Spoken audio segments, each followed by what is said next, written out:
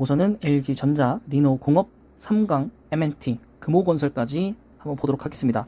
첫 번째 LG전자고요. 제가 장기 투자로 올해 한 해 동안 좀 잘 매수해보자라고 했던 종목들 중에 하나입니다. 자, 원자재 가격 상승과 물류비 증가, 그다음에 가전, TV 부분의 수익성이 다소 부담이 되었습니다. 자, 프리미엄 및 신제품 가전으로 판매는 증가를 하였고요. TV도 OLED 판매로 증가했습니다. 그 다음에 가전이라든가 TV 부분의 높은 매출 증가는 원가 상승을 상쇄할 것이라고 판단하고 있고요. 거기에 또한 이제 VS 부분, 전장 부분이죠. 이 비용의 효율화를 노력으로 적자 감소가 예상이 됩니다. 거기에 하반기에도 흑자가 전환이 될 예정이고요. 자, 원재료 및 물류 비용 부담은 2분기에 완화가 될 예정이기 때문에 이후부터 본격적인 상승이 나타나지 않을까 예상을 하고 있고요. 밑에 내용 보시면 비용 절감으로 2022년 상반기에 큰 폭으로 비용이 절감될 것이다 라고 되어 있습니다. 그래서 상반기만 좀 잘 버티면 하반기에는 또 올라갈 것이다, 이런 얘기로 하고 있고, 지금 주가도 바닥이기 때문에 그 내용이 어느 정도 일치하지 않나 생각이 좀 드는 한편입니다.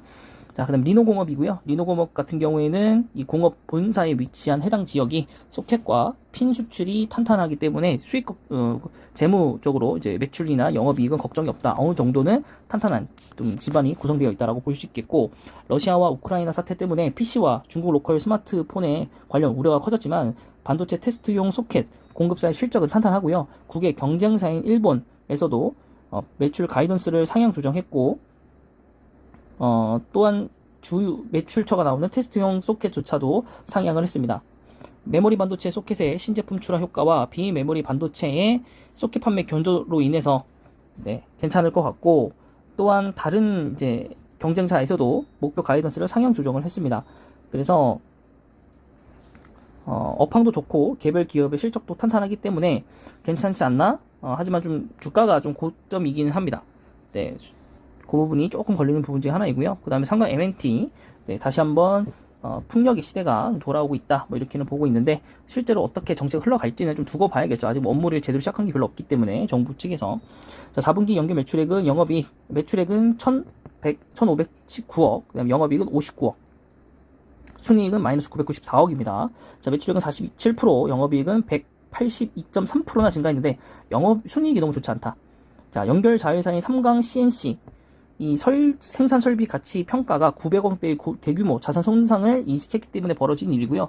그럼 사실 적자는 마이너스 94억으로 보는 게 맞겠죠. 그래서 보유 중인 골리앗 크레인, 그리고 대형 설비들이 해상풍력 하부 구조물, 그 다음에 FPSO 등의 제조에 사용될 수 있기 때문에 이에 대한 가치를 대부분 손상하는 것은 지나친 보수적 회계 기준으로 적용될 뿐이다. 그래서 이것 때문에 주가가 빠진다면 매수를 해도 된다라고 되어 있고, 실적 가시성 높아지고 있는데, 자, 연말 수주 잔고가 1.7조 원에 달하고 향후 2년간 일감이 확보된 상태이고, 해상풍력 하부 구조물 체인지 오더 보상액이 올해 하반기에 반영될 예정입니다. 상반기에 반영될 예정입니다. 자, 예기치 않은 원가 상승 등의 이슈가 발생해도 완충 장치는 마련된 것인데, 이게 과연 시장에서도 이렇게 봐줄지가 의문입니다. 시장에서 이렇게 봐줘야 문제인 거죠. 자, 그 다음 SK그룹사 계열로 편입이 승인되었습니다. 방산사업자의 최대주주 변동도 확정 신고가 되었고요. 신규 공장을 위한 매립 사업권의 확보 최종 이행이 된다고 합니다. 상반기 내에 절차가 확정되고요. 국내 해상풍력 시장의 사이클이 본격적으로 도래하는 것도 긍정적이고, 현재 전라도에서도 프로젝트 하고 있고 울산 지역에서 하고 있다고 합니다. 그래서 해상풍력의 설치량은 기존 계획 12기가와트시를 상회해야지만 정부에서 내놓은 탄소 감축 목표를 달성할 수 있다 라고 되어 있고, 그거에 비하면 지금 삼강 M&T에 대한 주가 반영은 좀 저평가되어 있다 라고 되어 있습니다. 자, 마지막 금호건설이고요. 성장 배당주라고 되어 있습니다. 자, PR 3.5배 수준이고요. 기말 배당금 800원, 시가 배당률 7%에 달하고 있기 때문에 굉장한 겁니다. 이거 은행만큼 주는 거거든요. 자, 우선 업계에서 풍부한 누적 수주 잔고량을 갖고 있고요. 신규 분양 물량 착공 증가 등이라든가 3년 이상 매출액, 이익 증가가 가능하고, 향후 신도시 개발 및 주택 공급 확대에 직접적 수혜가 된다라고 되어 있습니다.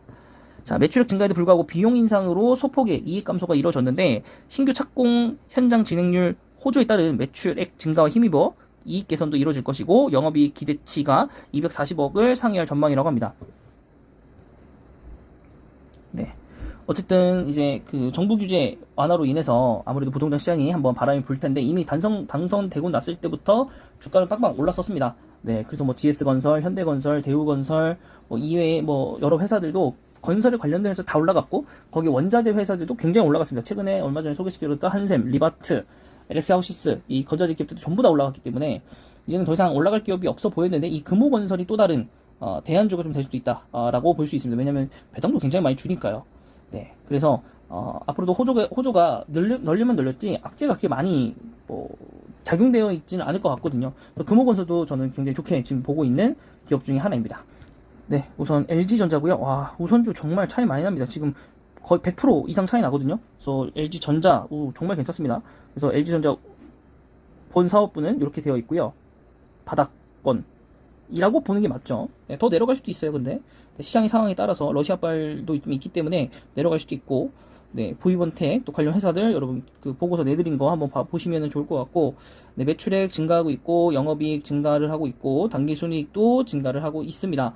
네, 물론 작년에 소폭 좀 좋지는 않았지만은 거기에 뭐 ROE 이런 것들도 2021년도에 좀 안 좋았다. 네, 하지만 동력이 있다라는 것 정도 알아두시면 좋을 것 같고, 사실 작년까지는 좋지 않았고 올해가 좋아질 거니까 네, 주가는 더 위로 올라갈 가능성이 좀 크고, 그게 아니시라면은 LG전자 우도 상당히 괜찮다라고 말씀드릴 수 있을 것 같고요.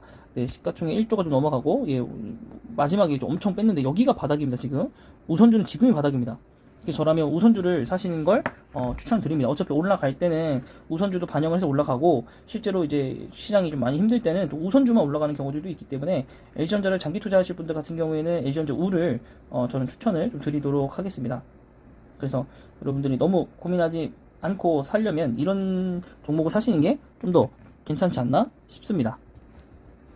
그 다음에 반도체 기업 중에서 리노공업, 네, 굉장히 좀 가깝다 목표 주가에 라고 말씀드릴 수 있을 것 같고, 목표 주가 23만원 요 근처죠. 네, 그래서 요만큼 갭이 좀 벌어지긴 한데, 사실 목표 주가까지 올라가는 경우가 흔치는 않는데, 지금 5만원밖에 차이가 안 나면 사실 크게 뭐가 없다라고 좀 보는 게 맞는 것 같고, 어쨌든 모든 이제 회사가 다 아는 것 같아요. 개인들도 알고 있고 너무 좋은 회사라는 걸.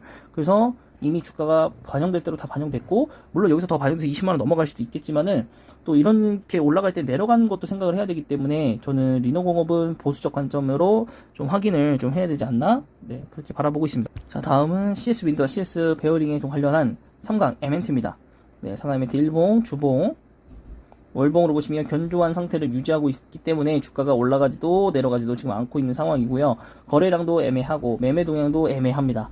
네, 작년 매출이 좀 5,030억 나온 거는 이제 최대치 5,030억. 하지만 작년 영업이익은 264억 원이기 때문에 좀 생각보다 미치지 못했다 라고 좀 볼 수 있겠고, PR도 다소 좀 높습니다. 그래서 상가 MNT 뭐 좋은 보고서였고 굉장히 뭐 긍정적, 네, 뭐 부정적인 말은 없잖아요. 그럼에도 불구하고 주가가 너무 높기 때문에 좀 부정적이다 라고 좀 볼 수 있을 것 같습니다. 그 다음에 마지막 금호석유고요. 금호 건설. 네, 금호건설이 두 개나 있네. 우선주 일단은 한번 볼게요. 네, 우선주가 3배 이상 비쌉니다. 네, 그래서 우선주는 제외하고요. 금호건설을 보고요. 여기는 고석이, 네, 주 메인 사단 그 지분율을 갖고 있네요. 자, 일봉 보시면은, 네, 최근에 저점 대비해서는 한 10% 넘게 올라온 모습을 확인하실 수 있으십니다. 주봉상으로 보면 더 깔끔하게 보이죠? 쭉 올라갔다는 사실을. 이게 다시 내려갈 때 좀 사는 그런 형국이 나왔으면 좋겠는데, 네, 여긴 또 월봉으로 볼 이유가 없죠. 네, 그래서 금호건설, 네, 시가총액 4천억 정도 되는 회사이고요. 코스피 394억 원에 되어 있고, 아무래도 회사가 되게 안 좋아서 뭐 영업 관리 종목이라든가 뭐 이렇게 조금 주가가 많이 떨어졌던 것 같습니다. 그래서 지금 현재 2.73% 나와 있고, 예, 모든 실적들이 굉장히 좋음에도 불구하고 주가가 이전분들보다 더 아래이다 있겠습니다. 이 배당률만 보더라도 지금 뭐 거의 50% 이상 올랐기 때문에, 네, 괜찮지 않나? 그럼 회사에 대한 약간 자부심 이런 거라고 생각하실 수도 있습니다. 내년에도 이만큼 더 올 수 있을 거라는, 네, 가정이 생길 거라고 듭니다. 그래서 금호건설 올해 상반기 혹은 입법이 좀 진행이 될 것 같은 하반기, 그럴 때 같이 생각하셔서 투자하신다면 수익이 나지 않을까, 네, 생각을 합니다. 그래서 이번 종목 여기까지고요. 영상이 마음에 드셨다면 구독과 좋아요 그리고 댓글까지 부탁드리겠습니다.